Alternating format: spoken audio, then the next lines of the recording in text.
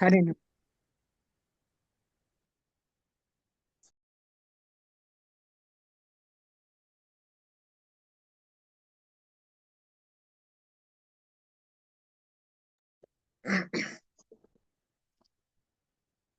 ಶುರು ಮಾಡ್ತೋಡ್ರಿ. ಶ್ರೀ ಗುರುಭ್ಯೋ ನಮಃ ಹರಿ ಓಂ. ಶ್ರೀ ಗುರುಭ್ಯೋ ನಮಃ ಹರಿ ಓಂ. ನಾರಾಯಣಾಯ ಪರಿಪೂರ್ಣ ಗುಣಾರ್ಣವಾಯ ನಾರಾಯಣಾಯ ಪರಿಪೂರ್ಣ ಗುಣಾರ್ಣವಾಯ ವಿಶ್ವೋದಯ ಸ್ಥಿತಿಲಯೋನ್ನಿಯತಿಪ್ರದಾಯ ವಿಶ್ವೋದಯ ಸ್ಥಿತಿ ಲಯ ನಿಯತಿ ಪ್ರದಾಯ ಜ್ಞಾನಪ್ರದಾಯ ವಿಬುಧಾಸುರಸೌಖ್ಯ ದುಃಖ ಜ್ಞಾನಪ್ರದಾಯ ವಿಬುಧಾಸುರ ಸೌಖ್ಯ ದುಃಖ ಕಾರಣಾಯ ವಿತತಾಯ ನಮೋ ನಮಸ್ತೆ. ಸತ್ಕಾರಣಾಯ ವಿತತಾಯ ನಮೋ ನಮಸ್ತೆ.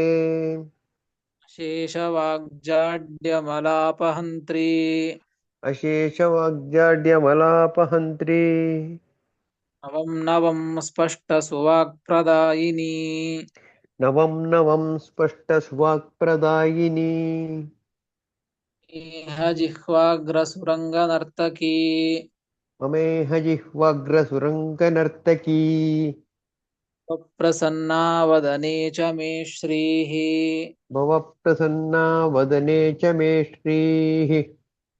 ಅಭ್ರಮಂ ಭಂಗರಹಿತಂ ಅಜಡಂ ವಿಮಲಂ ಸದಾ ಅಭ್ರಮಂ ಭಂಗರಹಿತಂ ಅಜಡಂ ವಿಮಲಂ ಸದಾ ಆನಂದತೀರ್ಥಮತುಲಂ ಭಜೆ ತಾಪತ್ರಯಾಪಹಂ. ಆನಂದತೀರ್ಥಮತುಲಂ ಭಜೆ ತಾಪತ್ರಯಾಪಹಂ. ಯಸ್ಯ ವಾಕ್ಕಾಮಧೇನುರ್ನಃ ಕಾಮಿತಾರ್ಥಾನ್ ಪ್ರಯಚ್ಛತಿ ಯಸ್ಯ ವಾಕ್ಕಾಮಧೇನುರ್ನಃ ಕಾಮಿತಾರ್ಥಾನ್ ಪ್ರಯಚ್ಛತಿ ವೇತಂ ಜಯ ಯೋಗೀಂದ್ರಂ ಕಾಮಬಾಣಚ್ಛಿದಂ ಸದಾ ಏವೇತಂ ಜಯ ಯೋಗೀಂದ್ರಂ ಕಾಮಬಾಣಚ್ಛಿದಂ ಸದಾ ತ್ಯಾಯ ರಾಘವೇಂದ್ರಾಯ ಸತ್ಯಧರ್ಮರತಾಯ ಚ ಪೂಜ್ಯಾಯ ರಾಘವೇಂದ್ರಾಯ ಸತ್ಯಧರ್ಮರತಾಯ ಚ ತಾಂ ಕಲ್ಪವೃಕ್ಷಾಯ ನಮತಾಂ ಕಾಮಧೇನವೇ ಭಜತಾಂ ಕಲ್ಪವೃಕ್ಷಾಯ ನಮತಾಂ ಕಾಮಧೇನವೇ ತ್ಯಾಭಿಘ್ನಕರಾಬ್ಜೋತ್ಥಾನ್ ಪಂಚಾಶದ್ವರ್ಷಪೂಜಕಾನ್ ಸತ್ಯಾವಿಘ್ನಕರಾಬ್ಜೋಕ್ತಾನ್ ಪಂಚಾಶದ್ವರ್ಷಪೂಜಕಾನ್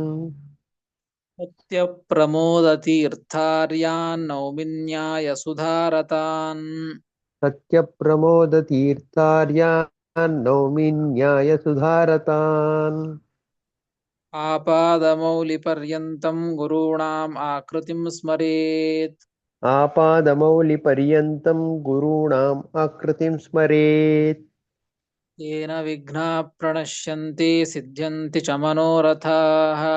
येन विघ्नाः प्रणश्यन्ति सिद्ध्यन्ति च मनोरथाः. ಶ್ರೀ ಗುರುಭ್ಯೋ ನಮಃ ಹರಿ ಓಂ. श्रीगुरुभ्यो नमः हरिः ओम्.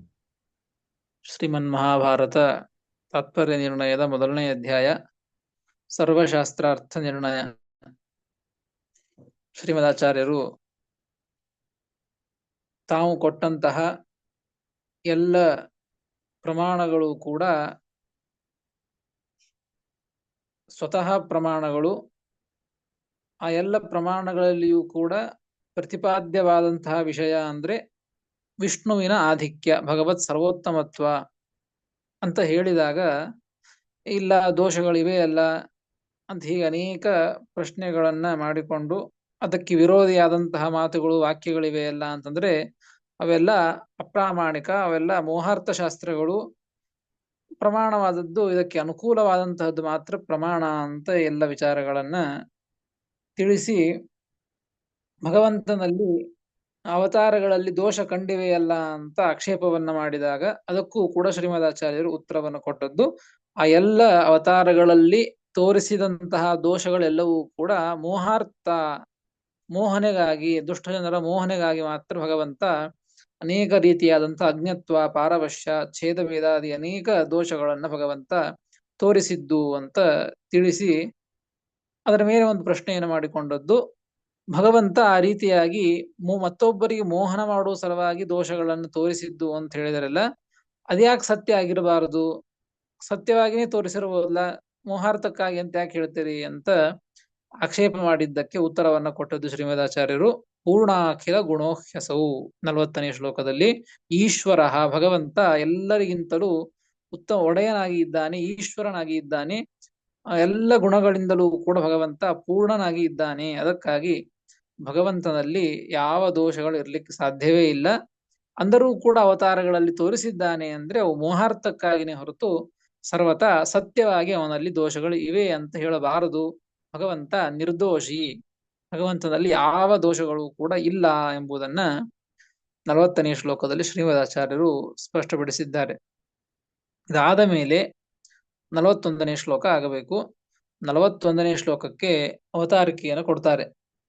ಸರ್ವದೇಹಸ್ಥ ರೂಪಾಣಾಂ ಬ್ರಹ್ಮಾದಿಭಿಃ ಅಭೇದೆ ಪುನರಪಿ ದೋಷಿತ್ವಂ ತುಲ್ಯಂ ಇತ್ಯತಃ ಆಹ. ಸರ್ವದೇಹಸ್ಥ ರೂಪಾಣಾಂ, ಭಗವಂತ ಎಲ್ಲರ ದೇಹದೊಳಗೆ ಇದ್ದಾನೆ. ಎಲ್ಲರ ದೇಹದೊಳಗೆ ಇದ್ದಾನೆ ಅಂದ ಮೇಲೆ ಅದೇ ರೀತಿಯಾಗಿ ಎಲ್ಲರ ದೇಹದೊಳಗೂ ಕೂಡ ಒಂದೊಂದು ಇಂದ್ರಿಯಗಳಿಗೆ, ಒಂದೊಂದು ಅವಯವಗಳಿಗೆ, ಅಂಗಾಂಗಗಳಿಗೂ ಕೂಡ ಒಬ್ಬ ದೇವತೆಗಳನ್ನ ಭಗವಂತ ನಿಲ್ಲಿಸಿದ್ದು. ಎಲ್ಲ ದೇವತೆಗಳು ಕೂಡ, ಅನೇಕ ದೇವತೆಗಳು ಕೂಡ ಎಲ್ಲರ ದೇಹದ ಒಳಗೆ ಒಂದೊಂದು ಅಂಗಾಂಗಗಳಲ್ಲಿಯೂ ಕೂಡ ಇರ್ತಾರೆ. ಕಣ್ಣಿನಲ್ಲಿ ಒಬ್ಬ ದೇವತೆ, ಕಿವಿಯಲ್ಲಿ ಒಬ್ಬ ದೇವತೆ, ಎಲ್ಲ ದೇವತೆಗಳು ಅಲ್ಲಲ್ಲಿ ಇದ್ದು ಆ ಎಲ್ಲ ಕಾರ್ಯಗಳನ್ನು ಮಾಡಿಸ್ತಾ ಇರ್ತಾರೆ. ಮುಖ್ಯವಾಗಿ ಭಗವಂತ ಮಾಡಿಸ್ತಾ ಇರ್ತಾನೆ. ಒಟ್ಟು ಎಲ್ಲ ದೇವತೆಗಳು, ಎಲ್ಲ ಬ್ರಹ್ಮಾದಿ ದೇವತೆಗಳು ಕೂಡ ಮನುಷ್ಯನ ದೇಹದೊಳಗೆ ಇರ್ತಾರೆ. ಅಂದ ಮೇಲೆ ಸರ್ವದೇಹಸ್ಥ ರೂಪಾಣಾಂ, ಎಲ್ಲ ದೇಹದ ಒಳಗೆ ಇರತಕ್ಕಂತಹ ರೂಪಗಳಿಗೂ, ಭಗವಂತನ ರೂಪಗಳಿಗೂ ಬ್ರಹ್ಮಾದಿಗಳಿಗೂ ಕೂಡ ಅಭೇದ ಯಾಕಿರಬಾರದು? ಅವರು ದೇಹದೊಳಗಿದ್ದಾರೆ, ದೇವರು ದೇಹದೊಳಗಿದ್ದಾನೆ. ಯಾವ ಜೀವ ದೇಹವನ್ನು ತೆಗೆದುಕೊಂಡು ಎಲ್ಲ ಕಾರ್ಯಗಳನ್ನ ಮಾಡ್ತಾ ಇದ್ದಾನೋ ಅಂತಹ ದೇಹದ ಒಳಗೆ ಅನೇಕ ದೇವತೆಗಳು, ಭಗವಂತನು ಇದ್ದಾನೆ ಅಂತಂದ ಮೇಲೆ ಆ ಭಗವಂತನು ಎಲ್ಲ ದೇವತೆ, ಬ್ರಹ್ಮಾದಿ ದೇವತೆಗಳು ಕೂಡ ಒಂದೇ ಅಂತ ಹೇಳ್ಬಿಡ್ರಲ್ಲ. ಅಭೇದವನ್ನ ಹೇಳಿದರೆ ಮತ್ತೆ ಭಗವಂತನಿಗೆ ದೋಷ ಬರ್ತದಲ್ಲ. ಬ್ರಹ್ಮಾದಿ ಎಲ್ಲ ಜೀವರಿಗೂ ಕೂಡ ಯೋಗ್ಯತಾನುಸಾರವಾಗಿ ದೋಷಗಳಿದ್ದೇವೆ. ಅದೇ ರೀತಿಯಾಗಿ ಅಂಥವರಿಂದ ಭಗವಂತ ಅಭಿನ್ನ ಅಂತ ಹೇಳಿಬಿಟ್ರೆ ಭಗವಂತನಿಗೂ ಕೂಡ ದೋಷ ಸಮಾನ. ಅದನ್ನ ಹೇಳ್ತಾ ಇದ್ದಾರೆ. ಸರ್ವದೇಹಸ್ಥ ರೂಪಾಣಾಂ ಬ್ರಹ್ಮಾದಿಭಿಃ ಅಭೇದೇ ಪುನರಪಿ ದೋಷಿತ್ವಂ ತುಲ್ಯಂ, ಮತ್ತೆ ದೋಷ ಇಬ್ಬರಿಗೂ ಸಮಾನ ಆಯ್ತಲ್ಲ ಅಂತ ಆಕ್ಷೇಪವನ್ನ ಮಾಡಿದರೆ ಅದಕ್ಕೆ ಶ್ರೀಮದಾಚಾರ್ಯ ಉತ್ತರ ಕೊಡ್ತಾರೆ. ಅಭೇದವನ್ನ ಯಾಕೆ ಹೇಳ್ತೀರಿ ನೀವು? ಅಭೇದ ಹೇಳಿದರೆ ಆಗ ಅವ್ರ ದೋಷ ಇವಾಗ ಬರ್ತದ ಅಂತ ಹೇಳಬಹುದು. ಆದರೆ ಅಭೇದವನ್ನ ಯಾಕೆ ಹೇಳ್ತೀರಿ? ಅಭೇದ ಇಲ್ಲವೇ ಇಲ್ಲ. ಬ್ರಹ್ಮಾದೀತಿ ಅಂತ 41ನೇ ಶ್ಲೋಕದಿಂದ ಉತ್ತರವನ್ನ ಕೊಡ್ತಾರೆ. ಅದಕ್ಕೆ 41ನೇ ಶ್ಲೋಕ. ಬ್ರಹ್ಮಾದ್ಯಭೇದ ಸಾಮ್ಯಂ ವಾ ಬ್ರಹ್ಮಾದ್ಯಭೇದಂ ಸ್ವಾಮ್ಯಂ ವಾ ಕುತಸ್ತಸ್ಯ ಮಹಾತ್ಮನಃ ಕುತಸ್ತಸ್ಯ ಮಹಾತ್ಮನಃ ಯದೇವಂ ವಾಚಕಂ ಶಾಸ್ತ್ರಂ ಯದೇವಂ ವಾಚಕಂ ಶಾಸ್ತ್ರಂ ತದ್ಧಿ ಶಾಸ್ತ್ರಂ ಪರಂ ಮತಂ. ತದ್ದಿ ಶಾಸ್ತ್ರಂ ಪರಂ ಮತಂ.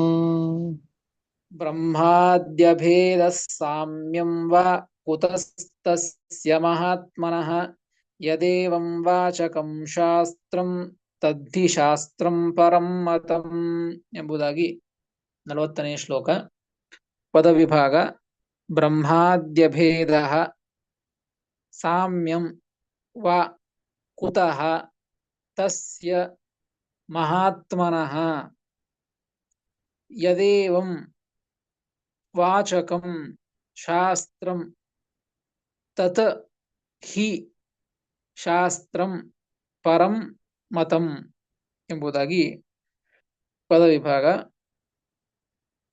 ಈ ರೀತಿಯಾಗಿ ಪ್ರಶ್ನೆ ಬಂದಿದ್ದು ಇಬ್ಬರಿಗೂ ದೋಷ ಬಂತಲ್ಲ, ಸಮಾನ ಆಯ್ತಲ್ಲ ಅಂತ ಆಕ್ಷೇಪವನ್ನು ಮಾಡಿದರೆ ಅಭೇದವನ್ನ ಯಾಕೆ ಹೇಳಬೇಕು? ಅಭೇದ ಎಲ್ಲಿದೆ ಹೇಳ್ತೀರಿ ನೀವು? ಅಭೇದ ಯಾಕೆ ಸುಮ್ಮನೆ ಯಾಕೆ ಹೇಳಬೇಕು? ಸರ್ವಥಾ ಅಭೇದ ಇಲ್ಲ ಎಂಬುದನ್ನ ತಿಳಿಸಿಕೊಡ್ತಾ ಇದ್ದಾರೆ ಶ್ರೀಮದಾಚಾರ್ಯರು. ಬ್ರಹ್ಮಾದೀತಿ ಬ್ರಹ್ಮಾದ್ಯಭೇದ ಭಗವಂತನಿಗೆ ಬ್ರಹ್ಮಾದಿಗಳಿಂದ ಅಭೇದವಾಗಲಿ ಅಥವಾ ಸಾಮ್ಯವಾಗಲಿ, ಯಾವ ಅವ್ರಿಗೂ ಸಮಾನ ಭಗವಂತ, ಉತ್ತಮ ಅಂತ ಯಾಕೆ ಹೇಳ್ತೇನೆ? ಅವರಲ್ಲಿ ದೋಷ ಇವೆ, ಇವರಲ್ಲಿ ದೋಷ ಇವೆ, ಅದಕ್ಕೆ ಸಮಾನ ಅಂತ ಆದ್ರೂ ಹೇಳ್ರಿ. ಸೊ ಅಭೇದ ಆದ್ರು ಅಂತ ಹೇಳ್ರಿ ಆಕ್ಷೇಪ ಮಾಡಿತ್ತು. ಸರ್ವಥ ಅಭೇದನೂ ಇಲ್ಲ, ಸಾಮ್ಯವೂ ಕೂಡ ಇಲ್ಲ ಅಂತ ಹೇಳ್ತಾ ಇದ್ದಾರೆ. ಯಾಕೆ? ಕುತಃ ತಸ್ಯ ಮಹಾತ್ಮನಃ ಕುತಃ ಸಾಮ್ಯಂ ಅಭೇದ. ಆ ಭಗವಂತ ಹೇಗಿದ್ದಾನೆ ಅನ್ಲಿಕ್ಕೆ ಕಾರಣವನ್ನ ಕೊಟ್ಟಿದ್ದು ಶ್ರೀಮದಾಚಾರ್ಯರು. ಮಹಾತ್ಮನಃ ಬ್ರಹ್ಮಾದ್ಯಭೇದ ಸಾಮ್ಯಂ ವಾ ಕುತಃ ತಸ್ಯ ಕುತಃ ಅಂತ ಪ್ರಶ್ನೆ ಕೇಳ್ತಾ ಇದ್ದಾರೆ. ಯಾರು ಅಭೇದ ಹೇಳ್ರಿ, ಸಾಮ್ಯವನ್ನು ಹೇಳ್ರಿ ಅಂತ ಆಕ್ಷೇಪವನ್ನು ಮಾಡಿದ್ರಲ್ಲ, ಅಂಥವರಿಗೆ ಉತ್ತರವನ್ನು, ಪ್ರಶ್ನೆಯನ್ನು ಕೇಳ್ತಾ ಇದ್ದದ್ದು. ಬ್ರಹ್ಮಾದ್ಯಭೇದ ಮತ್ತು ಸಾಮ್ಯ ಇದು ಯಾಕೆ ಹೇಳಬೇಕು?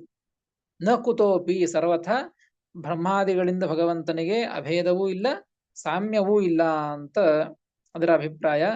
ಅದಕ್ಕೆ ಕಾರಣ ಏನು ಅಂದ್ರೆ ತತ್ರ ಹೇತು ಮಹಾತ್ಮನಃ ಇತಿ. ಅಭೇದ ಇಲ್ಲ, ಸಾಮ್ಯ ಇಲ್ಲ ಅಂತ ಹೇಳಿಕ್ಕೆ ಏನ್ ಕಾರಣ ಅಂದ್ರೆ ಮಹಾತ್ಮನಃ ತಸ್ಯ. ಅದಕ್ಕೆ ಒಂದು ವಿಶೇಷಣ ಕೊಟ್ಟಿದ್ದು. ಭಗವಂತ ಹೇಗಿದ್ದಾನೆ ಅಂದ್ರೆ ಮಹಾತ್ಮ ಅಂತ ಆಗಿದ್ದಾನೆ ಭಗವಂತ ಬರೇ ಆತ್ಮ ಅಲ್ಲ, ಮಹಾತ್ಮ. ಮಹಾಶ್ಚಾಸೋ ಆತ್ಮಾಚ, ಭಾರಿ ದೊಡ್ಡದಾದಂತಹ ಭಾರಿ ವ್ಯಕ್ತಿತ್ವ ಇರುವಂತಹ ಆತ್ಮ ಅಂದ್ರೆ ಭಗವಂತ ಅಂತ ಅರ್ಥ. ಅಂತಹ ವ್ಯಕ್ತಿತ್ವ ಯಾರೂ ಇಲ್ಲ ಅಂತ ಹೇಳಿದಂತೆ ಆಯ್ತು. ಅದಕ್ಕಾಗಿ ಭಗವಂತ ಎಲ್ಲರಿಗಿಂತಲೂ ಶ್ರೇಷ್ಠನಾದಂತಹ ಆತ್ಮನಾದ್ದರಿಂದ, ಪರಮಾತ್ಮನಾದ್ದರಿಂದ ಆ ಭಗವಂತನಿಗೆ ಯಾವ ಬ್ರಹ್ಮಾದಿ ದೇವತೆಗಳಿಂದಲೂ ಕೂಡ ಅಭೇದವೂ ಇಲ್ಲ, ಸಾಮ್ಯವೂ ಇಲ್ಲ ಎಂಬುದನ್ನ ತಿಳಿಸಿಕೊಡ್ತಾ ಇದ್ದಾರೆ. ಅಷ್ಟೇ ಅಲ್ಲ, ಇತೋಪಿ ಹರೇಃ ಅಜ್ಞತ್ವಾದಿಕಂ ಮೋಹನಾರ್ಥಂ ಇತಿ ಜ್ಞೇಯಂ. ಇಷ್ಟೇ ಅಲ್ಲ, ಒಟ್ಟಾರೆ ಹರೇಃ ಅಜ್ಞತ್ವಾದಿಕಂ ಮೋಹನಾರ್ಥಂ ಇತಿ ಜ್ಞೇಯಂ. ಇಷ್ಟರಿಂದ ಏನ್ ತಿಳ್ಕೋಬೇಕು ಅಂದ್ರ, ಎಲ್ಲಿಯೇ ಯಾವುದೇ ಒಂದು ಶಾಸ್ತ್ರದಲ್ಲಿ ಆಗಲಿ, ಏನೇ ಒಂದು ಗ್ರಂಥದಲ್ಲಿ ಆಗಲಿ ಭಗವಂತನಿಗೆ ಅಜ್ಞತ್ವಾದಿ ದೋಷಗಳಿವೆ ಅಂತ ಹೇಳ್ತಾ ಇವೆ ಅಂತಂದ್ರೆ ಏನ್ ತಿಳಿದುಕೊಳ್ಳಬೇಕು ಅಂದ್ರೆ ಮೋಹನಾರ್ಥಂ ಇತಿ ಜ್ಞೇಯಂ. ಮೋಹನ ಮಾಡುವ ಸಲುವಾಗಿ ಆ ರೀತಿಯಾಗಿ ಭಗವಂತ ದೋಷಗಳನ್ನ ತೋರಿಸಿದ್ದಾನೆ ಎಂಬುದನ್ನ ಮಾತ್ರ ತಿಳಿದುಕೊಳ್ಳಬೇಕು. ಯದೇವಂ ವಾಚಕಂ ಶಾಸ್ತ್ರಂ, ಅದನ್ನ ಹೇಳ್ತಾ ಇದ್ದಾರೆ. ಯದೇವಂ ವಾಚಕಂ ಶಾಸ್ತ್ರಂ, ಯತ್ ಶಾಸ್ತ್ರಂ ಏವಂ ವಾಚಕಂ. ಯಾವ ಶಾಸ್ತ್ರ ಇದೆಯಲ್ಲ ಅದು ಏವಂ ವಾಚಕಂ. ಯದೇವಂ ಅಂತಲ್ಲಿ ಬಿಡಿಸ್ಕೊಳ್ಬೇಕಲ್ಲಿ ಯತ್ ಏವಂ, ಆಗಳ ಯದೇವಂ ಅಂತ ಹೇಳಿದೆ, ಯತ್ ಮತ್ತು ಏವಂ ಅಂತ ಬಿಡಿಸ್ಕೊಳ್ಬೇಕು. ಯತ್ ಶಾಸ್ತ್ರಂ ಅಲ್ಲಿಗೆ ಅನ್ವಯ. ಯತ್ ಶಾಸ್ತ್ರಂ, ಯಾವ ಶಾಸ್ತ್ರವು ಏವಂ ವಾಚಕಂ ಅಂದ್ರೆ ಅಜ್ಞತ್ವಾದಿಕಂ ಮೋಹಾರ್ಥಂ ಇತಿ ವಾಚಕಂ. ಯಾವ ಶಾಸ್ತ್ರವು ಭಗವಂತನಿಗೆ ಹೇಳಿದಂತಹ, ಭಗವಂತ ತೋರಿಸಿದಂತಹ ಏನು ಅಜ್ಞತ್ವಾದಿ ದೋಷಗಳಿವೆಯಲ್ಲ, ಇವು ಮೋಹಾರ್ಥಕವಾಗಿ ಇವೆ. ಭಗವಂತ ಮೋಹನ ಮಾಡುವ ಸಲುವಾಗಿ, ಅಜ್ಞ ಜನರಿಗೆ ಮೋಹನ ಮಾಡುವ ಸಲುವಾಗಿ ಈ ರೀತಿಯಾದಂತಹ ದೋಷಗಳನ್ನ ಭಗವಂತ ತೋರಿಸಿದ್ದಾನೆ ಅಂತ ಯಾವ ಶಾಸ್ತ್ರಗಳು ಹೇಳ್ತಾ ಇವೆಯೋ, ಯದೇವಂ ವಾಚಕಂ ಶಾಸ್ತ್ರಂ ಹೇಳ್ತಾ ಇವೆಯಲ್ಲ, ತತ್ ಶಾಸ್ತ್ರಂ ಅಂತಹ ಶಾಸ್ತ್ರ ಇದೇನಪ್ಪಾ ಅಂದ್ರೆ ಪರಮ್ಮತಂ, ಅದು ಶ್ರೇಷ್ಠವಾದಂತಹ ಶಾಸ್ತ್ರ ಅಂತ ತಿಳಿದುಕೊಳ್ಳಬೇಕು.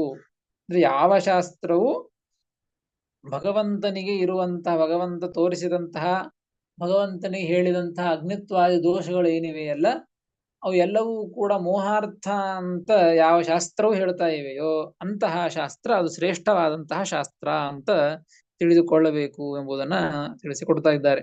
ಈ ಅತಃ ಅಜ್ಞತ್ವಾದಿ ಮೋಹಾರ್ಥಂ, ಅದಕ್ಕಾಗಿ ಅಜ್ಞತ್ವಾದಿಗಳು ಭಗವಂತನಿಗೆ ಮೋಹಾರ್ಥ ಅಂತ ಎಲ್ಲ ಕಡೆಗೂ ತಿಳಿಯಬೇಕು. ಇನ್ನೊಂದು ರೀತಿಯಿಂದ ಇದಕ್ಕೆ ಉಪಸಂಹಾರವನ್ನ ಮಾಡ್ತಾರೆ. ಯದ್ವಾ ಉಪಸಂಹರತಿ, ಯದ್ವಾ ಎಂಬುದರಿಂದ ಇಲ್ಲಿ ಯದ್ವಾ ಅಂತ ಉಪಸಂಹಾರ ಮಾಡ್ತಾ ಇದ್ದಾರೆ. ಯದೇವಂ ವಾಚಕಂ ಶಾಸ್ತ್ರಂ ತದ್ದಿ ಶಾಸ್ತ್ರಂ ಪರಮ್ಮತಂ ಅಂತ ಹೇಳಿದಾರಲ್ಲ, ಅದಕ್ಕೆ ಮತ್ತೊಂದು ಅರ್ಥವನ್ನ ಹೇಳ್ತಾ ಇದ್ದಾರೆ. ಯದೇವಂ ವಾಚಕಂ ಶಾಸ್ತ್ರಂ, ಯಾವ ಶಾಸ್ತ್ರವು ಭಗವಂತನಿಗೆ ಇರುವಂತಹ ಅಜ್ಞತ್ವಾದಿಗಳು ಮೋಹಾರ್ಥ ಅಂತ ಹೇಳ್ತಾ ಇವೆಯೋ, ತತ್ ಶಾಸ್ತ್ರಂ ಅಂತಹ ಶಾಸ್ತ್ರ ಪರಮ್ಮತಂ, ಇದು ಪರಮ್ಮತಂ ಶ್ರೇಷ್ಠವಾದಂತಹ ಮತ ಅಂತ ನನಗೆ ಸಮಮತ ಒಂದೇ ರೀತಿಯಾಗಿ ಅರ್ಥ ಹೇಳಿದ್ದು ಶ್ರೇಷ್ಠವಾದಂತು ಎಂಬುದಾಗಿ ತಿಳಿದುಕೊಳ್ಳಬೇಕು ಅಂತ ಹೇಳಿದ್ದು. ಶ್ರೇಷ್ಠ ಅಂತಹ ಶಾಸ್ತ್ರವೇ ಶ್ರೇಷ್ಠ ಅಂತ ತಿಳಿದುಕೊಳ್ಳಬೇಕು ಅಂತ ಅರ್ಥವನ್ನ ಮಾಡಿದ್ದು. ಈಗ ಎರಡನೇ ಅರ್ಥ ತತ್ ಪರಂ ಇತಿ ಮತಂ ಎಂಬುದಕ್ಕೆ ಸಮ್ಮತಂ ಅಂತ ಅರ್ಥವನ್ನ ವ್ಯಾಖ್ಯಾನ ಮಾಡ್ತಾ ಇದ್ದಾರೆ. ಎರಡನೇ ರೀತಿಯಿಂದ ಅರ್ಥ ಅದೇ ಸಮ್ಮತವಾದಂತಹ ಒಂದು ಶಾಸ್ತ್ರ. ಮೊದಲಿಗೆ ಮತಂ ಎಂಬುದಕ್ಕೆ ಅಂತಹ ಶಾಸ್ತ್ರವನ್ನ ಪರಂ ಶ್ರೇಷ್ಠ ಅಂತ ತಿಳಿದುಕೊಳ್ಳಬೇಕು ಅಂತ ವ್ಯಾಖ್ಯಾನ ಮಾಡಿದ್ದು. ಎರಡನೇ ಅರ್ಥದೊಳಗೆ ಪರಂ ಮತಂ ಅದೇ ಸಮ್ಮತವಾದಂತಹ ಮತ, ಅದೇ ಸಮ್ಮತವಾದಂತಹ ಶಾಸ್ತ್ರ ಅಂತ ಈ ರೀತಿಯಾಗಿ ಹೀಗೆ ಶ್ರೀಮದಾಚಾರ್ಯರು ಈ ವಿಚಾರವನ್ನ ಭಗವಂತನಿಗೆ ಯಾವುದೇ ರೀತಿಯಾದಂತಹ ದೋಷ ಇಲ್ಲ, ದೋಷ ಇವೆ ಅಂತ ಹೇಳುವಂತಹ ಎಲ್ಲ ಶಾಸ್ತ್ರಗಳು ಕೂಡ ಅವು ಮೋಹಾರ್ಥಕವಾಗಿ ಇವೆ ಎಂಬುದನ್ನು ಮಾತ್ರ ತಿಳಿದುಕೊಳ್ಳಬೇಕು. ಸರ್ವಥಾ ಭಗವಂತನಿಗೆ ಯಾವ ದೋಷವೂ ಕೂಡ ಇಲ್ಲ ಎಂಬುದನ್ನ ತಿಳಿದುಕೊಳ್ಳಬೇಕು ಎಂಬುದನ್ನ ಈ ಶ್ಲೋಕದಿಂದ ಸ್ಪಷ್ಟಪಡಿಸ್ತಾರೆ. ಇಷ್ಟು ಹೇಳಿ ಮುಂದಿನ ಶ್ಲೋಕ ಏನ ಸರ್ವ ನಿರ್ಣಯಾ ಜ್ಞೇಯಾ ತತ್ ಪರಂ ನಿರ್ಣಾಯಕಂ ಕಿಂ ಇತ್ಯತಃ ಆಹ ನಿರ್ಣಯಾಯ ಇವೇತಿ. ನೋಡಿ, ಯಾವುದರಿಂದ ಸರ್ವ ನಿರ್ಣಯಾ ಜ್ಞೇಯಾ, ಯಾವುದರಿಂದ ಎಲ್ಲ ನಿರ್ಣಯವನ್ನ ತಿಳಿದುಕೊಳ್ಳಬೇಕಾಗಿದೆಯೋ ತತ್ ಪರಂ ನಿರ್ಣಾಯಕಂ ಕಿಂ, ಅಂತಹ ಶ್ರೇಷ್ಠವಾದಂತಹ ನಿರ್ಣಾಯಕ ಅಂದ್ರೆ ಏನು, ನಿರ್ಣಾಯಕ ಅಂತಹದ್ದು ಯಾವುದು, ಏನು ಅಂತ ಕೇಳ್ತಾ ಇದ್ದಾರೆ. ಅದಕ್ಕೆ ಉತ್ತರವನ್ನ 42ನೇ ಶ್ಲೋಕದಲ್ಲಿ ಕೊಡ್ತಾ ಇದ್ದಾರೆ. ಅಂದ್ರೆ ಎಲ್ಲ ನಿರ್ಣಯ ಯಾವುದನ್ನ ಇಟ್ಟುಕೊಂಡು ಎಲ್ಲ ಶಾಸ್ತ್ರಗಳಿಗೂ ನಿರ್ಣಯವನ್ನ ಮಾಡ್ತಾ ಇರುವಂತಹ ಶಾಸ್ತ್ರ ಯಾವುದು, ಅದು ಏನು ಅಂತಹ ಶಾಸ್ತ್ರ ಅದು ಎಂಬುದನ್ನ ಕೇಳಿದ್ದಕ್ಕೆ ಉತ್ತರವನ್ನ 42ನೇ ಶ್ಲೋಕದಲ್ಲಿ ಕೊಡ್ತಾ ಇದ್ದಾರೆ. 42ನೇ ಶ್ಲೋಕ ನಿರ್ಣಯಾಯೈವ ಯತ್ ಪ್ರೋಕ್ತಂ ನಿರ್ಣಯಾಯೈವ ಯತ್ ಪ್ರೋಕ್ತಂ ಬ್ರಹ್ಮಸೂತ್ರಂ ತು ವಿಷ್ಣುನಾ ಬ್ರಹ್ಮಸೂತ್ರಂ ತು ವಿಷ್ಣುನಾ ವ್ಯಾಸರೂಪೇಣ ತದ್ಗ್ರಾಹ್ಯಂ ವ್ಯಾಸರೂಪೇಣ ತದ್ಗ್ರಾಹ್ಯಂ ತತ್ರೋಕ್ತಾಃ ಸರ್ವನಿರ್ಣಯಾಃ ತತ್ರೋಕ್ತಾ ಸರ್ವನಿರ್ಣಯಾಃ ನಿರ್ಣಯಾಯೈವ ಯತ್ ಪ್ರೋಕ್ತಂ ಬ್ರಹ್ಮಸೂತ್ರಂ ತು ವಿಷ್ಣುನಾ ವ್ಯಾಸರೂಪೇಣ ತದ್ಗ್ರಾಹ್ಯಂ ತತ್ರೋಕ್ತಾಃ ಸರ್ವನಿರ್ಣಯಾಃ ಎಂಬುದಾಗಿ 42ನೇ ಶ್ಲೋಕ. ಪದಚ್ಛೇದ ನಿರ್ಣಯಾಯ ಏವ, ನಿರ್ಣಯಾಯೈವ ಅಂತಾಗಿದೆ. ನಿರ್ಣಯಾಯ ಏವ ಯತ್ ಪ್ರೋಕ್ತಂ ಬ್ರಹ್ಮಸೂತ್ರಂ ತು ವಿಷ್ಣುನಾ ವ್ಯಾಸರೂಪೇಣ ತತ್ ಗ್ರಾಹ್ಯಂ ತತ್ರ ಉಕ್ತಾಃ ಸರ್ವನಿರ್ಣಯಾಃ ಎಂಬುದಾಗಿ ಪದವಿಭಾಗ. ಅದು ಯಾವುದು ಶಾಸ್ತ್ರ ಅಂತ ಕೇಳಿದಾರಲ್ಲ, ಎಲ್ಲ ಶಾಸ್ತ್ರ ಸರ್ವ ನಿರ್ಣಯ, ಎಲ್ಲ ವಿಷಯಗಳನ್ನ ನಿರ್ಣಯ ಮಾಡುವಂತಹ ಶಾಸ್ತ್ರ ಯಾವುದು, ನಿರ್ಣಾಯಕವಾದದ್ದು ಏನು ಅಂತ, ಎಂಥದ್ದು ಏನು, ಎಂಥದ್ದು ಯಾವುದು ಅಂತ ಪ್ರಶ್ನೆಯನ್ನ ಮಾಡ್ತಾ ಇದ್ದದ್ದು. ಅದಕ್ಕೆ ಶ್ರೀಮದಾಚಾರ್ಯ ಉತ್ತರವನ್ನು ಕೊಟ್ಟದ್ದು ನಿರ್ಣಯಾಯೈವ ಯತ್ ಪ್ರೋಕ್ತಂ, ನಿರ್ಣಯ ಮಾಡುವುದಕ್ಕಾಗಂತೇನೆ ಯಾವುದು ವಿಷ್ಣುನಾ ಪ್ರೋಕ್ತಂ, ಯಾವುದು ಭಗವಂತನಿಂದ ಪ್ರೋಕ್ತವಾಗಿದೆಯೋ ಯಾವುದು ಬ್ರಹ್ಮಸೂತ್ರಂ, ಬ್ರಹ್ಮಸೂತ್ರ. ಯಾವ ಬ್ರಹ್ಮಸೂತ್ರವನ್ನ ಭಗವಂತ ನಿರ್ಣಯ ಮಾಡುವುದಕ್ಕಾಗಿ ಅಂತೆ ಅದನ್ನ ಹೇಳಿದ್ದಾನೋ ಭಗವಂತ. ಹೆಂಗ್ ಹೇಳಿದ್ದು ಅಂದ್ರೆ ವ್ಯಾಸರೂಪೇಣ, ವೇದವ್ಯಾಸ ರೂಪದಿಂದ ಆ ಬ್ರಹ್ಮಸೂತ್ರವನ್ನ ಮಾಡಿದ್ದು ದೇವರು. ವೇದವ್ಯಾಸ ದೇವರು ಬ್ರಹ್ಮಸೂತ್ರವನ್ನ ರಚನೆ ಮಾಡಿದ್ದು. ಅದನ್ನು ಹೇಳ್ತಾ ಇದ್ದು ಶ್ರೀಮದಾಚಾರ್ಯರು ನಿರ್ಣಯಾಯೈವ ಯತ್ ಪ್ರೋಕ್ತಂ ಬ್ರಹ್ಮಸೂತ್ರಂ ಚ ವಿಷ್ಣುನ, ಬ್ರಹ್ಮಸೂತ್ರಂತು ವಿಷ್ಣುನ ವ್ಯಾಸರೂಪೇಣ, ವ್ಯಾಸರೂಪವಾದಂತಹ ಭಗವಂತನಿಂದ ವಿಷ್ಣುವಿನಿಂದ ನಿರ್ಣಯ ಮಾಡುವುದಕ್ಕಾಗಂತೇನೆ ಬ್ರಹ್ಮಸೂತ್ರವು ಹೇಳಲ್ಪಟ್ಟಿದೆ. ಅದಕ್ಕಾಗಿ ಬ್ರಹ್ಮಸೂತ್ರವನ್ನು ಭಗವಂತ ರಚನೆ ಮಾಡಿ ಕೊಟ್ಟದ್ದು. ತದ್ಗ್ರಾಹ್ಯಂ, ಅದಕ್ಕಾಗಿ ಅದಕ್ಕೆ ತಕ್ಕಂತೆ, ಬ್ರಹ್ಮಸೂತ್ರಕ್ಕೆ ತಕ್ಕಂತೆ, ಬ್ರಹ್ಮಸೂತ್ರ ಯಾವುದನ್ನ ಹೇಳಲಿಕ್ಕೆ ಹೊರಟಿವೆಯೋ ಆ ವ್ಯಾಸರೂಪದಿಂದ ಭಗವಂತನಿಂದ ಅದಕ್ಕೆ ಅನುಗುಣವಾಗಿಯೇನೆ ಇರುವಂತಹ ವಿಷಯಗಳನ್ನ ತಿಳಿದುಕೊಳ್ಳಬೇಕು, ಅದನ್ನ ಅರ್ಥೈಸಿಕೊಳ್ಬೇಕು. ತದ್ಗ್ರಾಹ್ಯಂ, ಅದನ್ನೇ ಗ್ರಹಣ ಮಾಡಬೇಕು. ತತ್ರೋಕ್ತ ಸರ್ವ ನಿರ್ಣಯ, ಆ ವೇದವ್ಯಾಸ ದೇವ ರಚನೆ ಮಾಡಿದಂತಹ ಬ್ರಹ್ಮಸೂತ್ರದಲ್ಲಿಯೇನೆ ಸರ್ವ ನಿರ್ಣಯ ಉಕ್ತಾಹ, ಎಲ್ಲದರ ನಿರ್ಣಯವನ್ನು ಕೂಡ ವೇದವ್ಯಾಸ ದೇವರು ಬ್ರಹ್ಮಸೂತ್ರದಲ್ಲಿ ಹೇಳಿಬಿಟ್ಟಿದ್ದಾರೆ. ಅದಕ್ಕಾಗಿ ಆ ಬ್ರಹ್ಮಸೂತ್ರದಲ್ಲಿ ಎಲ್ಲದರ ನಿರ್ಣಯವನ್ನ ಹೇಳಿದ್ದರಿಂದ ಅದಕ್ಕೆ ತಕ್ಕಂತೆ ಎಲ್ಲ ವಿಷಯಗಳನ್ನು ಕೂಡ ತಿಳಿದುಕೊಳ್ಳಬೇಕು. ಭಗವಂತನಿಗೆ ಭಗವಂತನ ಆಧಿಕ್ಯಕ್ಕೆ ವಿರೋಧಿಯಾಗದಂತೇನೆ, ವಿರೋಧ ಬರದಂತೇನೆ ಈ ಯಾವುದು ಬ್ರಹ್ಮಸೂತ್ರಗಳಿಗೆ ಅನುಗುಣವಾಗಿ ಬ್ರಹ್ಮಸೂತ್ರಗಳು ಹೇಗೆ ನಿರ್ಣಯ ಮಾಡಿವೆಯೋ ಆ ರೀತಿಯಾಗಿ ಅರ್ಥವನ್ನ ಮಾಡಿಕೊಳ್ಳಬೇಕು. ಇದೇ ಒಂದು ನಿರ್ಣಾಯಕ ಶಾಸ್ತ್ರ. ಏನು ಅಂತ ಕೇಳಿದ್ರಲ್ಲ, ಇದೇ ಈ ಒಂದು ಕಾರಣಕ್ಕಾಗಿಯೇ ವೇದವ್ಯಾಸ ದೇವರು ನಿರ್ಣಾಯಕವಾದಂತಹ ಒಂದು ಬ್ರಹ್ಮಸೂತ್ರ ಎಂಬುವಂತಹ ಶಾಸ್ತ್ರವನ್ನ ರಚನೆ ಮಾಡಿ ನಮಗೆ ಕೊಟ್ಟದ್ದು ಎಂಬುದನ್ನ ತಿಳಿಸ್ತಾರೆ. ಇದರ ಮೇಲೆ ಒಂದು ಪ್ರಶ್ನೆ. ವೇದವ್ಯಾಸ ದೇವರು ಬ್ರಹ್ಮಸೂತ್ರವನ್ನ ನಿರ್ಣಯ ಮಾಡುವುದಕ್ಕಾಗಿಯೇನೆ ಹೇಳಿದರು ಅಂತ ಹೇಳಿದ್ರಿ. ನಿರ್ಣಯ ಯತ್ ಪ್ರೋಕ್ತಂ ಅಂತ ಹೇಳಿ, ನಿರ್ಣಯ ಮಾಡುವುದಕ್ಕಾಗಿಯೇನೆ ಯತ್ ಪ್ರೋಕ್ತಂ ಬ್ರಹ್ಮಸೂತ್ರಂ ವಿಷ್ಣುನ ಅಂತ ಹೇಳಿದರೆ, ನಿರ್ಣಯಕರಣೆ ಸಂಶಯ ಪ್ರಾಪ್ತಿ ಹೇತು ತದ್ ಅಭಾವೇನ ಕಥಂ ನಿರ್ಣಯಾಯ ಇತ್ಯುಕ್ತಂ ಇತ್ಯಥ ಆಹ. ನಿರ್ಣಯ ಅಂತ ಹೇಳಿದ್ರು ಶ್ರೀಮದಾಚಾರ್ಯರು. ನಿರ್ಣಯ ಮಾಡುವುದಕ್ಕಾಗಿನೇ ಅಂತ ಹೇಳಿದ್ರಲ್ಲ, ಹಿಂಗ ಹೇಳಲಿಕ್ಕೆ ಯಾವಾಗ ಪ್ರಸಂಗ ಬರ್ತದೆ ಅಂತ ಪ್ರಶ್ನೆ. ನಿರ್ಣಯ ಮಾಡೋದು ಯಾವಾಗ? ಏನಾದ್ರೂ ಸಂಶಯ ಬಂದಿತ್ತು ಅಂದ್ರೆ ಹೀಗೆ ನಿರ್ಣಯ ಮಾಡಬೇಕು. ಒಂದು ವೃಕ್ಷವನ್ನು ನೋಡಿ, ದೂರಿಂದ ನೋಡಿ ಇದು ವೃಕ್ಷ ಅಂತ ಇದು ಗಿಡ ಅಂತ ಹೇಳಬೇಕಾಗಿದೆ. ಗಿಡ ಅಂತ ಹೇಳಬೇಕಾದ್ರೆ ಹಾಗೆ ಹೇಳಬೇಕು. ಅದನ್ನ ಏನಾದ್ರೂ ಸಂಶಯ ಬಂದಿತ್ತು ಅಂದ್ರ ಆಗ ಹೇಳಬಹುದು. ಯಾಕೆ? ದೂರಿಂದ ನಿಂತಾಗ ಆ ಒಂದು ಉದ್ದಾದಂತಹ ಗಿಡವನ್ನ ನೋಡ್ತಾ ಇದ್ದಾನೆ ಮನುಷ್ಯ. ನೋಡಿದಾಗ ನೋಡುವಂತಹ ಮನುಷ್ಯನಿಗೆ ಸಂಶಯ ಬರ್ತಾ ಇದೆ, ಇಲ್ಲಿ ಇದ್ದದ್ದು ಏನು ಒಂದು ವೃಕ್ಷವೋ ಅಥವಾ ಮನುಷ್ಯ ನಿಂತಿದ್ದಾನೋ ಒಂದು ಗಿಡ ಇದೆಯೋ ಅಂತ ಸಂಶಯ ಬರ್ತದೆ. ಇದಂ ಮನುಷ್ಯೋವ ಸ್ಥಾಣುರ್ವ ಅಂತ ಸಂಶಯ ಬರ್ತದೆ.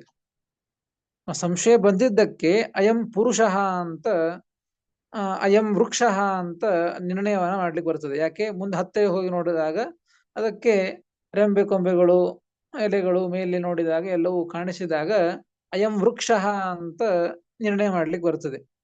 ಯಾಕೆ? ಮೊದಲಿಗೆ ದೂರ ನಿಂತು ನೋಡಿದಾಗ ಸಂಶಯ ಬಂದಿತ್ತು, ಹತ್ತಿರ ಹೋಗಿ ನೋಡಿದಾಗ ನಿಶ್ಚಯ ಆಗಿದ್ದಕ್ಕೆ ಅಲ್ಲಿ ನಿರ್ಣಯ ಮಾಡ್ಲಿಕ್ಕೆ ಬರ್ತದೆ, ಇದು ವೃಕ್ಷನೇ ಅಂತ ನಿರ್ಣಯ ಮಾಡ್ಲಿಕ್ಕೆ ಬರ್ತದೆ.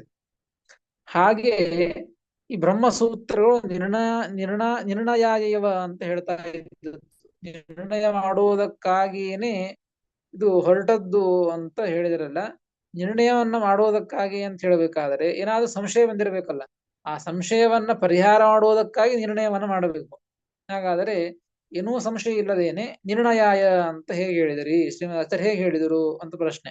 ನಿರ್ಣಯಕರಣೆ ಟಿಪ್ಪಣಿಕಾರ ಬರೀತಾರೆ, ಅವತರಣಕ್ಕೆ ಕೊಡ್ತಾರೆ.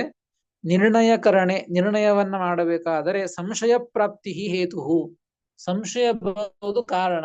ಸಂಶಯ ಬಂದ್ರ ನಿರ್ಣಯ ಮಾಡಬೇಕು. ತದ ಅಭಾವೇನ, ಸಂಶಯನೇ ಇಲ್ಲಲ್ರಿ ಈಗ, ಅದಕ್ಕಾಗಿ ಕಥಂ ನಿರ್ಣಯಾಯ ಇತ್ಯುಕ್ತಂ, ನಿರ್ಣಯಕ್ಕಾಗಿ ನಿರ್ಣಯಕ್ಕಾಗಿ ಇದನ್ನ ಮಾಡಿದ್ರು ಅಂತ ಹೇಳ್ತಾ ಇದ್ದಾರಲ್ಲ. ಸಂಶಯನೇ ಇಲ್ಲದೆ ಇದ್ದಾಗ ನಿರ್ಣಯಕ್ಕಾಗಿ ಯಾಕೆ ಮಾಡಿದ್ರು ಅಂತ, ಹಿಂಗ್ಯಾಕೆ ಹೇಳಿದಿರಿ ಅಂತ ಪ್ರಶ್ನೆ. ಅದಕ್ಕೆ ಉತ್ತರವನ್ನ ಕೊಡ್ತಾ ಇದ್ದು 43ನೇ ಶ್ಲೋಕದಿಂದ. ಯಥಾರ್ಥವಚನಾನಾಂ ಚ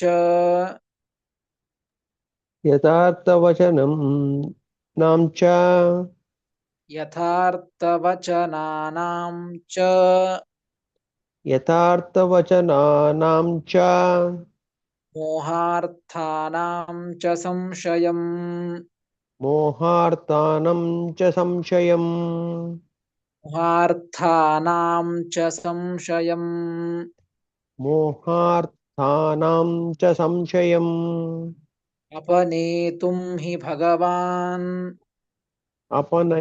ಅಪನೇತುಂ ಹಿ ಭಗವಾನ್ ಬ್ರಹ್ಮಸೂತ್ರಮಚೀಕೃಪತ್ ಬ್ರಹ್ಮಸೂತ್ರಮಚೀಕೃಪತ್ ಬ್ರಹ್ಮಸೂತ್ರಮಚೀಕೃಪತ್ ಬ್ರಹ್ಮಸೂತ್ರಮಚೀಕೃಪತ್ ಯಥಾರ್ಥವಚನಾನಾಂ ಚ ಮೋಹಾರ್ಥಾನಾಂ ಚ ಸಂಶಯಂ ಅಪನೇತುಂ ಹಿ ಭಗವಾನ್ ಬ್ರಹ್ಮಸೂತ್ರಮಚೀಕೃಪತ ಎಂಬುದಾಗಿ 43ನೇ ಶ್ಲೋಕ. ಪದಚ್ಛೇದ. ಯಥಾರ್ಥವಚನಾನಾಂ ಚ ಮೋಹಾರ್ಥಾನಾಂ ಚ ಸಂಶಯಂ ಅಪನೇತುಂ ಹಿ ಭಗವಾನ್ ಬ್ರಹ್ಮಸೂತ್ರಂ ಅಚೀಕೃಪತ್. ಬ್ರಹ್ಮಸೂತ್ರಂ ಅಂತ ಬಿಡಿಸ್ಕೊಳ್ಬೇಕು. ಬ್ರಹ್ಮಸೂತ್ರಂ ಅಚೀಕೃಪತ್ ಕ್ರಿಯಾಪದ. ಏನ್ ಹೇಳ್ತಾ ಇದ್ದದ್ದು? ಸಂಶಯ ಪ್ರಶ್ನೆ ಮಾಡಿದ್ದು ಸಂಶಯ ಇಲ್ಲದೇನೆ ನಿರ್ಣಯ ಮಾಡೋದು ಹೇಗೆ? ನಿರ್ಣಯಕ್ಕೆ ಕಾರಣ ಏನು ಅಂದ್ರೆ ಸಂಶಯ. ಸಂಶಯ ಇದ್ದರೆ ನಿರ್ಣಯ ಮಾಡಬೇಕು. ಸಂಶಯ ಇಲ್ಲದೆ ಇದ್ದಾಗ ನಿರ್ಣಯ ಹೇಗೆ ಮಾಡ್ತಾರೆ? ನಿರ್ಣಯಾಯ ಅಂತ ಹೇಗೆ ಹೇಳಿದ್ರಿ ನೀವು ಅಂತ ಪ್ರಶ್ನೆ ಕೇಳಿದ್ದಕ್ಕೆ ಉತ್ತರವನ್ನು ಕೊಡ್ತಾ ಇದ್ದದ್ದು ಸಂಶಯ ಇದೆ ಅಂತ ಶ್ರೀಮದಾಚಾರ್ಯ ಉತ್ತರವನ್ನು ಕೊಡ. ಸಂಶಯ ಇದ್ದಿದ್ದಕ್ಕೇನೆ, ಸಂಶಯ ಬಂದಿದ್ದಕ್ಕೇನೆ ಅದರ ನಿರ್ಣಯ ಮಾಡುವುದಕ್ಕಾಗಿ ವೇದವ್ಯಾಸದೇವರು ಈ ಬ್ರಹ್ಮಸೂತ್ರವನ್ನ ರಚನೆ ಮಾಡಿದ್ದು ಅಂತ ತಿಳಿಸಿಕೊಡ್ತಾ ಇದ್ದಾರೆ. ನೋಡಿ, ಯಥಾರ್ಥವಚನಾನಾಂ ಚ ಮೋಹಾರ್ಥಾನಾಂ ಸಂಶಯಂ. ಯಥಾರ್ಥವಚನ, ಅದಕ್ಕೆ ಟಿಪ್ಪಣಿಕಾ ಬರೀತಾರೆ, ಯಥಾರ್ಥವಚನಾನಾಂ ಚ ಮೋಹಾರ್ಥಾನಾಂ ಚ ವಿಪ್ರತಿಪತ್ತ್ಯಾ ಜಾತಂ ಸಂಶಯಂ. ನೋಡಿ, ಯಥಾರ್ಥವಚನ, ಯಥಾರ್ಥವನ್ನ ಯಥಾರ್ಥವಾಗಿ ಇದ್ದದ್ದನ್ನ ಇದ್ದದ್ದ ಹಾಗೆ ಹೇಳುವಂತಹ ಶಾಸ್ತ್ರಗಳು ಇವೆ. ಮತ್ತು ಮೋಹಾರ್ಥಾನಾಂ, ಮೋಹನಗೊಳಿಸುವ ಸಲುವಾಗಿ ಅಯಥಾರ್ಥವಾಗಿ ಸುಳ್ಳನ್ನ ಇಲ್ಲದೇ ಇದ್ದದ್ದನ್ನ ಹೇಳುವಂತಹ ಶಾಸ್ತ್ರಗಳು ಇವೆ. ಯಥಾರ್ಥ ವಚನಗಳೂ ಇವೆ, ಮೋಹಾರ್ಥ ವಚನಗಳೂ ಇವೆ. ಹೀಗಿದ್ದಾಗ ಯಾವುದು ಸರಿ, ಯಾವುದನ್ನು ನಾವು ಖರೆ ಅಂತ ತಿಳಿದುಕೊಳ್ಳಬೇಕು ಅಂತ ಸಂಶಯ ಬರುತ್ತದೆ. ಹೌದಲ್ಲ? ಯಥಾರ್ಥ ವಚನಗಳೂ ಇವೆ, ಅಯಥಾರ್ಥ ವಚನಗಳೂ ಇದ್ದಾಗ ಸಹಜವಾಗಿ ಅದನ್ನ ಕೇಳಿದಾಗ ಸಂಶಯ ಬಂದೇ ಬರುತ್ತದೆ. ಸಂಶಯ ಬಂದಾಗ ಯಾವುದು ಯಥಾರ್ಥ ವಚನಗಳು ವಿಷ್ಣು ಸರ್ವೋತ್ತಮತ್ವವನ್ನು ಹೇಳ್ತಾ ಇವೆ, ಅಯಥಾರ್ಥ ವಚನಗಳು ಮೋಹಾರ್ಥ ವಚನಗಳು ಅನ್ಯ ದೇವತೆಗಳ ಸರ್ವೋತ್ತಮತ್ವವನ್ನು ಹೇಳ್ತಾ ಇವೆ. ಹೀಗೆ ಅನೇಕ ವಿಷಯಗಳು ಯಥಾರ್ಥವಾಗಿ ಹೇಳ್ತಾ ಇದ್ದದ್ದರಿಂದ ಯಾವುದು ಸರಿ ಇರಬಹುದು? ಅನೇಕ ಪುರಾಣಗಳು ರುದ್ರದೇವರೇ ಸರ್ವೋತ್ತಮತ್ವವನ್ನು ಹೇಳ್ತಾ ಇವೆ. ಹಾಗಾದ್ರೆ ರುದ್ರದೇವರೇ ಸರ್ವೋತ್ತಮರಾಗಿರ್ಬೋದಲ್ಲ, ದೇವರೇ ಸರ್ವೋತ್ತಮ ಅಂತ ಹೆಂಗ್ ತಿಳಿಯಬೇಕು ನಾವು? ಹೀಗೆ ಸಂಶಯ ಬರಬಹುದು. ಅಥವಾ ಇನ್ನೇನನ್ನು ಬೇರೆ ವಿಷಯಗಳ ಬಗ್ಗೆ ಸಂಶಯಗಳು ಬರಬಹುದು, ಬಂದೇ ಬರ್ತವೆ. ಆ ಸಂಶಯಗಳು ಬಂದಿದ್ದಕ್ಕೇನೆ ಆ ಎಲ್ಲ ಸಂಶಯಗಳನ್ನು ಕೂಡ ಅಪನೇತುಂ ಅವುನ್ನ ಪರಿಹಾರ ಮಾಡೋದಕ್ಕಾಗೇನೆ. ಹಿಂದೆ ಕೇಳಿದಿರಲ್ಲ, ಸಂಶಯ ಕಾರಣ, ಸಂಶಯ ಇದ್ರ ನಿರ್ಣಯ ಮಾಡಬೇಕು ಅಂತ ಕೇಳಿದಿರಲ್ಲ. ಸಂಶಯ ಯಾಕ? ಯಥಾರ್ಥ ವಚನಗಳು ಇರೋದರಿಂದ ಸಂಶಯ ಬಂದೇ ಬರ್ತದೆ. ಆ ಸಂಶಯವನ್ನ ಅಪನೇತುಂ, ಅದನ್ನು ನಾಶ ಮಾಡುವ ಸಲುವಾಗಿ ಭಗವಾನ್ ಬ್ರಹ್ಮಸೂತ್ರಂ ಅಚೀಕೃಪತ್. ಭಗವಂತನಾದಂತಹ ವೇದವ್ಯಾಸ ದೇವರು ಬ್ರಹ್ಮಸೂತ್ರಂ ಅಚೀಕೃಪತ್, ಬ್ರಹ್ಮಸೂತ್ರವನ್ನ ರಚನೆ ಮಾಡಿದ್ದು. ಅದಕ್ಕಾಗಿ ಹೇಳಿದ್ದು ಶ್ರೀಮದಾಚಾರ್ಯ ಹಿಂದಿನ ಶ್ಲೋಕದಲ್ಲಿ ನಿರ್ಣಯಾಯೈವ, ನಿರ್ಣಯಕ್ಕಾಗಿ ಮಾಡಿದ್ದು. ನಿರ್ಣಯ ಯಾಕೆ ಮಾಡಿದ್ದು ಅಂದ್ರೆ ಸಂಶಯ ಬರ್ತದೆ. ಸಂಶಯ ಯಾಕೆ ಬರ್ತದೆ? ಯಥಾರ್ಥ ವಚನಗಳು ಅಯಥಾರ್ಥ ವಚನಗಳು ಇರೋದರಿಂದಾಗಿ ಸಂಶಯ ಬರ್ತದೆ. ಸಂಶಯ ಬಂದಿದ್ದಕ್ಕಾಗಿ ನಿರ್ಣಯ ಮಾಡುವುದಕ್ಕಾಗಿಯೇ ವೇದವ್ಯಾಸ ದೇವರು ಈ ಬ್ರಹ್ಮಸೂತ್ರವನ್ನ ರಚನೆ ಮಾಡಿದ್ದು ಎಂಬುದನ್ನ ಶ್ರೀಮದಾಚಾರ್ಯರು ಆ ಪ್ರಶ್ನೆಗೆ ಉತ್ತರವನ್ನ ಕೊಟ್ಟಿದ್ದಾರೆ. ಇದೇ ರೀತಿಯಾಗಿ ಮತ್ತೆ ಮುಂದಿನ ಪ್ರಶ್ನೆಗೆ ನಿರ್ಣಯ ಏವ ಇತ್ಯಾದಿನ ಉಕ್ತಂ ಅರ್ಥಂ ಉಪಸಂಹರತಿ. ಮುಂದಿನ ಶ್ಲೋಕಗಳಲ್ಲಿ ಆ ನಿರ್ಣಯ ಏವ ಅಂತ ಏನು ಶ್ರೀಮದಾಚಾರ್ಯ ಹೇಳಿದರಲ್ಲ, ಅದರ ಒಂದು ಉಪಸಂಹಾರವನ್ನ ಮತ್ತೆ ಮುಂದಿನ ಶ್ಲೋಕಗಳಲ್ಲಿ ಮಾಡ್ತಾರೆ. ಅದನ್ನು ಮತ್ತೆ ನಾಳೆ ತಿಳಿಯೋಣ ಅಂತ ಹೇಳ್ತೇನೆ. ಶ್ರೀಕೃಷ್ಣಾರ್ಪಣಮಸ್ತು. ಹರಯೇ ನಮಃ. ಶ್ರೀಕೃಷ್ಣಾರ್ಪಣಮಸ್ತು. ಹರಿಯೇ ನಮಃ. ಧನ್ಯವಾದ. ನಮಸ್ಕಾರ ಗುರುಗಳೇ. ನಮಸ್ಕಾರ. ನಮಸ್ಕಾರ ಗುರುಗಳೇ. ನಮಸ್ಕಾರ. ಕೃಷ್ಣಾರ್ಪಣಮಸ್ತು. ಮಧ್ವೇಶಾರ್ಪಣಮಸ್ತು.